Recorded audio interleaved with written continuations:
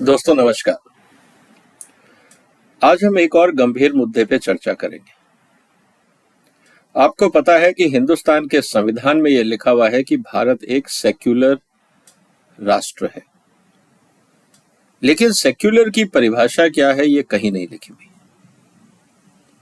तो किसको हम सेक्युलर मानेंगे और किसको नहीं मानेंगे? क्या ये कोर्ट डिसाइड करेगा? क्या ये समाज डिसाइड करेगा? क्या राजनीतिक दल डिसाइड करेंगे? या इस देश में दंगा करने वाली भीड़ डिसाइड करेगी कि कौन सेक्युलर है और कौन नहीं? यह सवाल मैं इसलिए उठा रहा हूं क्योंकि रामनवमी के दिन पे जिस तरह से इस देश में दंगा हुआ, आप नहीं चाहते कि हिंदू वर्ग अपने त्योहार शांति से मनाए। कौन लोग हैं? कहां से आते हैं? क्या चाहते हैं? क्या मकसद होता है? और राज्य सरकारें इनको कंट्रोल करने में सक्षम क्यों नहीं होती हैं? पुलिस प्रशासन और उनकी इंटेलिजेंस विंग्स क्या कर रही होती हैं? क्या सुप्रीम कोर्ट और हाई कोर्ट्स को इन केसेस को सुमोटो कॉग्निजेंस में लेना चाहिए या नहीं लेना चाहिए, या किसी एफआईआर का इंतजार करना चाहिए? और जिन लोगों का इनसे नुकसान होता है उनकी भरपाई के लिए कौन जिम्मेवार होगा? सवाल गंभीर है, सवाल महत्वपूर्ण है। एक एक करके हम इन सवालों की आज चर्चा करेंगे। जब हम सेक्युलर देश की बात करते हैं तो सबसे पहले हमें यह समझना होगा कि सेक्युलर कौन है, किसको हम सेक्युलर बोलेंगे। क्या आपको लगता है कि सेक्युलर किताब में लिखने से और कॉन्स्टिट्यूशन में लिखने से लोग सेक्युलर हो जाएंगे? जबकि उनके धर्म ग्रंथों में लिखा गया है कि उनका धर्म सर्वश्रेष्ठ है और दूसरे धर्म के लोगों को आप कन्वर्ट भी कर सकते हैं अपने धर्म में लाने के लिए, तो सेक्युलर की परिभाषा का क्या औचित्य रह जाता है? यह गंभीर सवाल है, इसके बारे में समाज को सोचना होगा। सिंपली कॉन्स्टिट्यूशन में लिखा हुआ है कि हम सेक्युलर हो गए या हमने लिख दिया तो सब लोगों की मानसिकता सेक्युलर हो जाएगी, ऐसा नहीं होता है। अगर किताबों में लिखने से, संविधान में लिखने से अगर समाज बदल जाता तो दुनिया में राम राज्य हमेशा के लिए हो जाता, लेकिन हकीकत यह है कि ऐसा होता नहीं है। कोर्ट के इंटरप्रिटेशन, कानून में लिखी हुई बातें, संविधान में कही गई बातें एक मार्गदर्शन का काम कर सकती हैं, इससे ज्यादा कुछ नहीं। तो हमें यह समझना होगा कि कौन सा समाज सेक्युलर है और कौन सा समाज सेक्युलर नहीं होना चाहता है। थोड़े दिन पहले एक टिप्पणी आई थी कि साहब धर्म, और सुप्रीम कोर्ट के एक जज ने कहा था कि जब तक धर्म और राजनीति मेल में रहेंगे तब तक ये स्थितियां बनी रहेंगी। तो सर, अगर आप ये कहते हैं कि धर्म और राजनीति या धर्म और गवर्नेंस दो अलग चीजें हैं, तो शरीयत कानून क्या है? वो तो धर्म का हिस्सा है। मुस्लिम देशों में जाके आप ये बोल दीजिए कि आपके जो सरकारें हैं उसका धर्म से कोई लेना देना नहीं होना चाहिए, आपको जो रिएक्शन मिलेगा, सब स्थिति क्लियर हो जाएगी कि समाज क्या सोचता है। हिंदुस्तान में क्योंकि यहां पे इनबिल्ट टॉलरेंस है, इसलिए हम सारे उपदेश दे सकते हैं। बाकी और परिस्थितियों में देके देखिए, समाज आपको बता देगा कि आपके उपदेश उनके लिए एक्सेप्टेबल हैं या नहीं। कोशिश करके देखनी चाहिए जो लोग सेक्युलरिज्म की बात करते हैं। दूसरी बात, जब भी एक त्योहार मनाया जाता है, उदाहरण के लिए रामनवमी,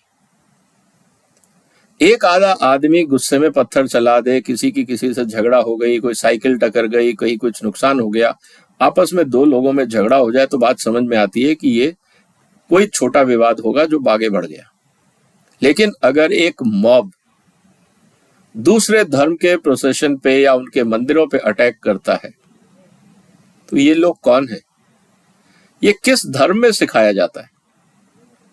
उनके धर्म लीडर्स क्यों चुप रहते हैं? उस समाज के लोग क्यों चुप रहते हैं जब उनमें से कुछ लोग मॉब के रूप में आके दूसरे धर्म के लोगों के ऊपर आक्रमण करते हैं? क्या उनको इनकी मान्यता है या इनके समर्थन से उन्होंने अटैक किया? कौन जवाब देगा? इसका मतलब यह है कि जिस धर्म के लोग दूसरे धर्म के ऊपर अटैक करते हैं, तो क्या हम इस बात को माने, और जब उनका मेजॉरिटी ऑफ कम्युनिटी साइलेंट रहता है, तो क्या हम ये माने कि उन सब का समर्थन है इस तरह की अराजकता को लेके? किसी को तो जवाब देना होगा। और अगर ये गलत है तो वो खामोश क्यों थे?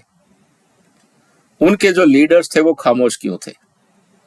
अगर आप खामोश हैं तो इसका मतलब आपको इस गुनाह में शामिल किया जा सकता है, आपका टैसिट समर्थन है। खामोशी इस स्थिति में एक्सेप्टेबल नहीं होनी चाहिए। दूसरा मुद्दा ये आता है, एक खास जगह पे ही एक खास तरह के लोग ही इस तरह की बातें क्यों करते हैं?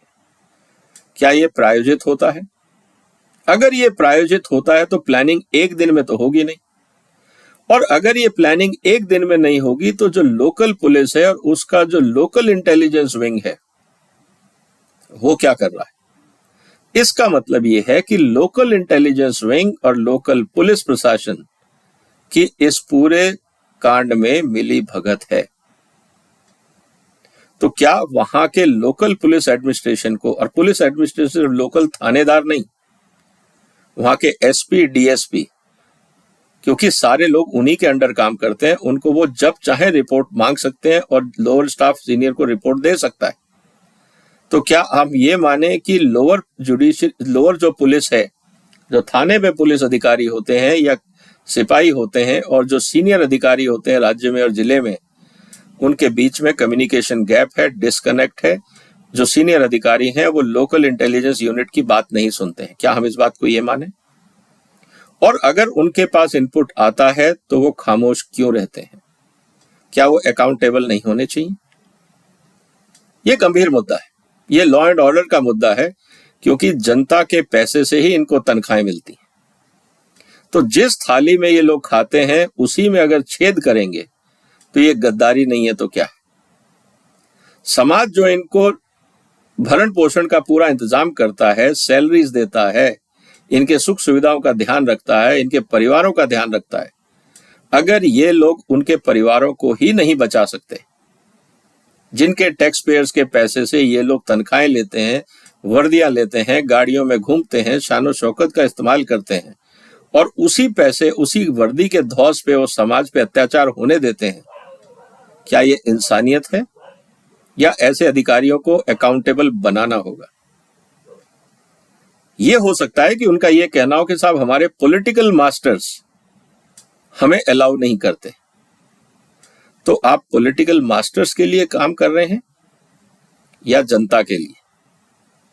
तो अगर ऐसी बात है तो आपके जो यूनियंस हैं वो सुप्रीम कोर्ट और हाई कोर्ट में पीआईएल क्यों नहीं दायर करती कि हमें पॉलिटिकल इंटरफेरेंस से मुक्ति दिलाई जाए, क्योंकि हम इस तरह के आतंकवादी घटनाओं को रोकना चाहते हैं, अराजकता को रोकना चाहते हैं, लेकिन हमारे पॉलिटिकल मास्टर्स हमें परमिशन नहीं देते। क्या पुलिस एसोसिएशंस ने पीआईएल फाइल करी? क्यों नहीं करी? क्या एग्जिस्टिंग अधिकारियों ने पीआईएल फाइल करी कि हमें सुप्रीम कोर्ट में कि हमें इस तरह के जो व्यवधान है उनसे मुक्ति दिलाई जाए? सुप्रीम कोर्ट हर मुद्दे पे गाइडलाइन इशू कर सकता है, तो क्या इस सेंसिटिव मुद्दे पे गाइडलाइन इशू नहीं कर सकता? हर छोटे बड़े मुद्दे पे सुप्रीम कोर्ट सू मोटो कॉग्निजेंस लेता है। इन गंभीर मुद्दों पे सुप्रीम कोर्ट सू मोटो कॉग्निजेंस लेके गाइडलाइन क्यों नहीं बनाता? सवाल गंभीर है। हर इंपॉर्टेंट पोजीशन पे बैठा हुआ आदमी गुनहगार है अगर वो गुनाह होते देखता है और खामोश रहता है, चाहे वो कोई भी हो, क्योंकि इस देश का नागरिक उन्हीं के भरोसे इस देश में सुरक्षित रहना चाहता है। अगर ये लोग उसको सुरक्षा नहीं दे सकते तो ये बोल क्यों नहीं देते कि हम सक्षम नहीं है, हम कॉम्पिटेंट नहीं है? और अगर इनको लगता है कि ये कॉम्पिटेंट नहीं है, चाहे वो लोकल एडमिनिस्ट्रेशन हो, चाहे स्टेट एडमिनिस्ट्रेशन हो, चाहे जुडिशरी हो, तो वो रिजाइन क्यों नहीं कर देते? अगर वो जिम्मेवारी नहीं निभा सकते तो रिजाइन क्यों नहीं करते? जनता के टैक्स पेयर्स के पैसे पे ऐश करने की क्या जरूरत है? कौन जवाब देगा इन सवालों का? क्या जनता को हक नहीं है ये कड़वे सवाल पूछने का? अगर हम नहीं पूछेंगे तो कौन पूछेगा? सवाल अब यह आता है कि अगर इस तरह की हरकतें होती हैं तो मेरा निवेदन है सुप्रीम कोर्ट से। मैं इसलिए सुप्रीम कोर्ट से निवेदन कर रहा हूं कि पिछले दिनों आपने बहुत सारी गाइडलाइंस बनाई, लेकिन इस देश में हर त्योहार पे अगर दंगा होता है, उसको रोकने के लिए आपने पुलिस अधिकारियों के लिए क्या दिशा निर्देश दिए, राज्य सरकार के अधिकारियों के लिए क्या दिशा निर्देश दिए, और लोअर कोर्ट, हाई कोर्ट और सुप्रीम कोर्ट ऐसे मुद्दों को सुमोटो कॉग्निजेंस लेके इन्वेस्टिगेशन के आदेश सीबीआई को क्यों नहीं देता? आपको राज्य सरकारों के इंतजार की क्यों जरूरत रहती है? यह भी एक राजनीति है। मेरा निवेदन है इस देश की जनता की तरफ से, कृपया इन बातों का ध्यान दीजिए। और मैं जनता से भी कहूंगा, इस तरह के जब मुद्दे सामने आते हैं तो सोशल मीडिया की ताकत आपके पास है। आप लिखिए देश के गृह मंत्री को, मुख्यमंत्रियों को, कोर्ट्स को, और जितने फोरम आपको मिलते हैं, ह्यूमन राइट कमीशन को, जहां पे भी आपको फोरम मिलता है, अपने गुस्से का इजहार कीजिए अगर आपको लगता है कि ये देश में गलत हो रहा है। क्योंकि शायद डेमोक्रेसी में आपकी आवाज ही सबसे ताकतवर आवाज है। क्योंकि जो लोग आज पदासीन हैं, जो लोग कुर्सियों पे बैठे हैं, उनकी इमेज समाज में घटती जा रही है। अगर त्योहार के दिन में भी अगर इंसान अपना त्योहार आसानी से, आराम से, सद्भावना से नहीं मना सकता और कुछ अराजक तत्व उसकी जिंदगी में जहर खोलने में और निराशा घेरने में पूरी तरह से सम्मिलित हैं, तो मैं इस बात को मानता हूं कि कोई भी दंगा आइसोलेशन में नहीं होता, बगैर प्लानिंग के नहीं होता। जितने लोगों के पास क्षमता है, समाज ने क्षमताएं दी हैं, सिस्टम्स दिए हैं, रिसोर्सेज दिए हैं, अगर वो सब चीजें जनता के हित के इस्तेमाल में नहीं आ सकती, जनता को बचाने के इस्तेमाल में नहीं आ सकती, तो ये सारे लोग स्वार्थी हैं। ये सारे लोग सिर्फ पेस्ट की तरह अपना भला कर रहे हैं, समाज को खोखला कर रहे हैं। ये डेमोक्रेसी के लिए अच्छा नहीं है। संविधान में सिर्फ सेक्युलर लिखने से देश सेक्युलर नहीं होता, समाज सेक्युलर नहीं होता। मानसिकता बदलनी होती है, और मानसिकता बदलने के लिए इस देश में कोई कानून नहीं काम कर सकता। इसके लिए आपको एजुकेशन चाहिए। उन लोगों की एजुकेशन को चेक करना चाहिए कि वो लोग क्या पढ़ते हैं, कैसे पढ़ते हैं, कौन उनको पढ़ाता है, किस परिस्थितियों में पढ़ते हैं। दिमाग को पॉइजन करना बहुत आसान है, जिसे कहते हैं ना पॉइजनिंग ऑफ माइंड्स, बहुत आसान है, लेकिन उसको रोकने के लिए मेहनत करनी पड़ती है, और वो एक दिन में नहीं होता।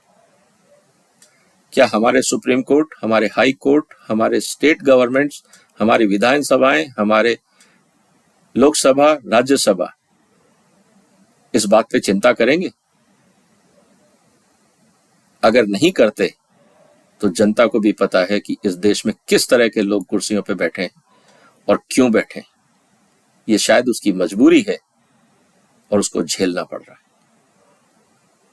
समस्या गंभीर है, हर इंसान को सोचना होगा। उम्मीद है आपको ये बात समझ आई होगी कि आप और हमारी भी जिम्मेवारी है। कम से कम आवाज तो हम उठा ही सकते हैं। आवाज उठाइए, खामोश रहने से कुछ नहीं होगा, बोलना पड़ेगा। उम्मीद है आपको ये वीडियो पसंद आया होगा, आज का मुद्दा पसंद आया होगा। अगर पसंद आया, इसको शेयर करिए, दोस्तों में शेयर करिए, समाज में शेयर करिए। इस मुद्दे को उठाइए, हम सबकी जिम्मेवारी है। आपने वक्त निकाला, आपका धन्यवाद। वंदे मातरम।